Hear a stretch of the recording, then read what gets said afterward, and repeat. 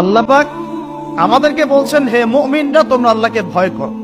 ইমানদার কারা বোঝাতে গিয়ে হাদিসে জিবরিল আসছে। জিবরাইল আলাইহিস সালাম এসেছেন, জিজ্ঞাসা করছেন ইসলাম কাকে বলে। নবীজি বলছেন আগে কালিমা, তারপরে সালাত। তো সালাতের কথা বলতে গিয়ে ওখানে চলে গিয়েছিলাম। আমরা যদি ইসলামের বিজয় দেখতে চাই তাহলে সবাইকে 5 ওয়াক্ত নামাজ পড়তে হবে। রাজি আছেন তো? আজকে থেকে 5 ওয়াক্ত নামাজ ছাড়বেন? স্পেশালি যুবক ভাই যারা আছো, তোমাদের তারুণ্য আছে, রক্তের উদ্যম আছে, তোমরা চাইলে অনেক কিছুই করতে পারো। অনেক বার্ধক্যে উপনীত হওয়া মানুষ নামাজ পড়তে চায় কিন্তু পড়তে পারে না। তরুণদের কাছে আল্লাহ পাক সুযোগ দিয়েছেন।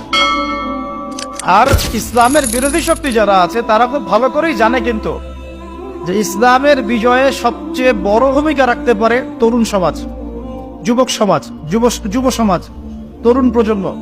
এ কারণেই তো দেখবেন তরুণ প্রজন্মকে তাদের উদ্দেশ্য থেকে সরিয়ে দেওয়ার জন্য তারা আপনার সামনে অনেকগুলো টোপ দিয়ে দিয়েছে।